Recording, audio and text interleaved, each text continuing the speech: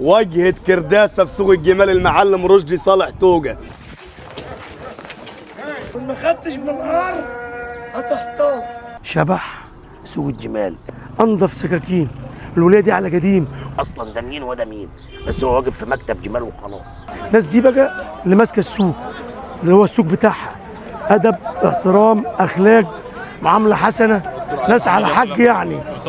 حبيبي يا ريس، حبيبي يا ريس، حبيبي يا ريس، المعلم رشدي طوق. الصعيد وجمال البلد اللي على حق. تمساح منور السوق، هو ده التمساح اللي انت كل شويه تقول لي عليه. هو رقم واحد تمساح، ربنا يخلي لنا. تمساح حبيبي تمساح ابن اخويا ده، ابن دراع اليمين ما شاء الله. ده انا اللي مربيه. واسلام ابن عمي توجة رقم واحد في الجزاره، جزرين نهي ايهاب منصور، بيت منصور عامه رقم واحد في نهي. حبيبي ايوه العمده عماد الصحايبه. وبعدين اقول لك حاجات مختلفه، الصعيد هنا بيعمل كل اللي نفسك فيه. حاضر. جزرين كفر حكيم.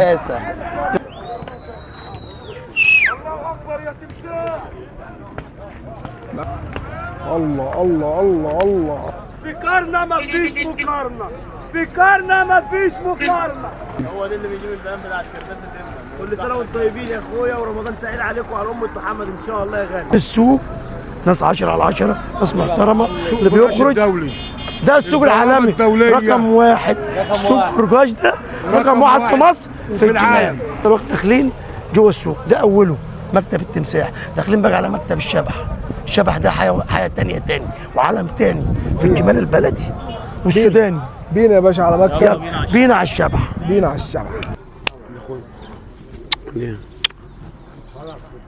شبح سوق الجمال اللي انا كلمتك عليه رقم واحد، مفيش تاني. هو واخواته. شبح ايه؟ سوق الجمال في البلدي وفي السوداني. وانت لو جيت بدري كنت شفت الدنيا على طبيعتها. ده شبح سوق الجمال. عم السيد الابيض مكتبه في الاخر. الله يكرمك. الادب والاحترام. الله يعزك. في سوق الجمال. الله طيبه حبيبتي. بص بقى هنا انضف سكاكين.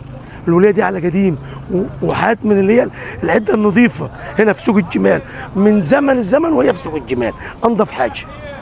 بص كده انت ما تشتغلش الا في النظيف. ربنا يرزقك. الله يسهل لك، وكل سنه وانت طيب. الباشا بتاعنا السلايس. الناس دي بقى القديمه اللي علمتنا، اللي علمتنا. بص بقى اساس السوق. ربنا يسترها. كل سنه وانت طيب يا ابني. كفر حكيم رقم واحد. الرجوله بقى بيت منصور، يعني الاجرام اللي في سوق الجمال.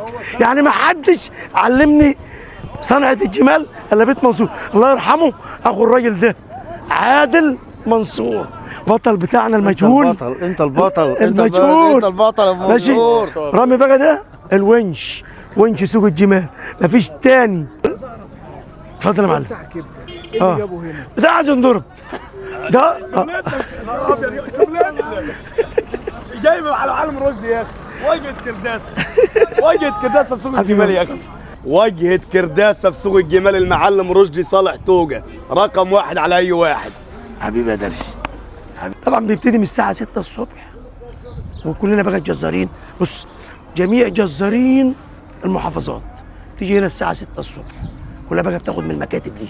في اللي بياخد من هنا، وفي اللي بياخد من اللي بره، وفي بياخد من اللي جوه، كل واحد على حسب العميل اللي معاه. بس انا الحمد لله كلهم بتوعي. طب انا عايز اعرف حاجه، الاسعار بقى النهارده الاسعار النهارده اختلفت، طلعت. ليه بقى؟ عشان المال اللي جاي اللي هو الجمال جاي شويه مش كتير. فكل واحد بقى ماسك في سعر الحاجه بتاعته. فكل واحد ماسك في سعر الجمل، فلازم سعر الجمل يطلع، وكل ده بيبقى على المستهلك. مع ان من كام يوم كده انا شايف ان الجمال كانت كتيره والدفع كانت كتيره جو قبل رمضان. كانت كتيره وكانت الجو حلو وهادي. الوقت الجو اترفع. فكل جمل زاد له كتير، فالجزار برضو هيعمل ايه؟ لازم يعلي. يعني لان هو العليان جاي من فوق، مش جاي من عند الجزار. يعني عليان اللحمه جاي من فوق، لان المال اللي هو الجمال مش جايه تقيله، جايه رفيعه زي ما انت شايف، فما فيهاش ميزان. فهي طبعا لازم تبقى غاليه. الجمال غالي. السوق ده ما بيجيبش الا ابطال ورجاله. كل مكتب هتلاقي فيه بطل وراجل. بالظبط. كل مكتب هتلاقي فيه بطل وراجل، مفيش مكتب يعني، لا كلها مكاتب من بيت المرم لبيت السليس لبيت الوجيه لبيت منصور. بس رقم واحد عندي انا كشخصيا شبح سيد مصطفى واخواته، دول حياتي. وبعد منهم التمساح، دول بقى طبعا دول الحاجات الناس اللي انت بتتعامل معاها. وناس بقى، الناس دي اللي بكلمك عليها دي، الناس دي 10 على 10 ابا عن جدا عن زمان. جمال اساس الجمال. مش بكلمك انا، ما انت معلش، انت ممكن تقابل اي عيل في اول الباب يكلمك كلام هو مش عارف اصلا ده مين وده مين، بس هو واقف في مكتب جمال وخلاص. انما هنا انا بكلمك على قديم، وانا هنا اول السوق ده ما اتنقل. السوق ده اتنقل في 94. السوق دي جه هنا في 94 1994. انا معاه هنا من اول السوق. ده يعني بقالك 33 سنه. فضل ربنا الاول ثم الراجل ده. الراجل ده كان لو انت حضرته اب روحاني للناس دي كلها. مالك ما تقلقش اب روحاني للناس دي كلها. الحاج مصطفى ده بص بقى، الله اكبر عليه، وعياله طالعين من بعده، اللهم صل على النبي. الحاج خالد والحاج سيد والحاج احمد والحاج ميشو وعيال الحاج سيد، الله اكبر تبارك الخلاق في الادب والاحترام والكمال. عايزينك بقى ايه دلوقتي، انت هتروح المزاد. تمام. وهتورينا بقى ازاي بتشتري الجمال، ويعني مثلا ايه الجمل مثلا اللي بيلفت نظرك من ناحيه ايه؟ بص بقى، كل واحد له جمل. جزارين مصر بتاخد اللحم بتاع الكفته، الجمال اللي هي النيه. انما جزارين كرداسه بياخدوا لحم نضيف، جمال غليظه، جمال بلدي، اللي هي الجمال السمينه اللي هي انت بتعمل منها الشوربه، اللي هي عندنا اصلا الناس لاني مؤكل الجملي، فبيعوزوا اللحم السمين واللحم الصغير في السن اللي هو بيعمل شوربه، بيدخل في الدماغ. الصغير في السن اللي هو بيعمل شوربه بيدخل في الدماغ، مش اللحم الاجرع ده سكه مصر، بيعملوا منه مصنعات مفروم على برجن على اللي اسمه السدوج ده والحاجات دي بيعملوها منه.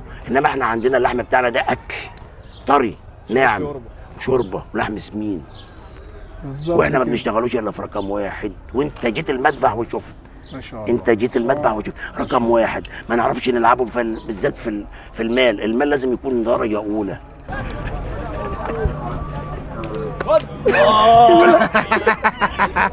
لو هتنزلها هتنزل والله. ده المزاد في بقى اللي بيذبح جدان، في اللي بيذبح يا معلم كرداسه حبيبي شرف. القطر بتاع كرداسه والله. منصور ده برضه اللي كلمتك عليه، القطر بتاع كرداسه، الله اكبر عليهم يعني. والله الحاج رشدي طوع ده نمبر 1 في كرداسه والله. كده دي رايحه فين؟ مطعم البركه. تعالى يا ابني، بيت بركه ورايا يعني. المعلم بتاع مذبح كرداسه ده. سوق زايد وربنا ب 63,000 ما هو وشويه مش جمل يعني ولا حاجه، وجمل من سن. فانت بقى وربنا كل السعر طالع على الجزارين كلها، مش على واحد بس. رجعوا كده 3 مرات. يلا خليه يرجعه.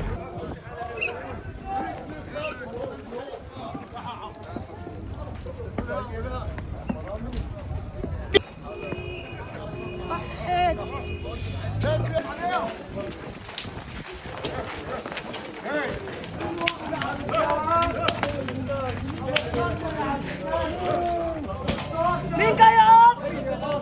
15 اوعى القطر علامة القار تلاقيه مميز. علامة القار بص، علامة القار. كل الجمالة دي رايحة كرداسة؟ كل دي رايحة كرداسة. وما خدتش من القار هتحتار. اوعى القار رشدي توبة. النهارده احنا خلصنا الفيديو الاولاني، وانتظروا الفيديو الثاني في سوق برجاش الدولي.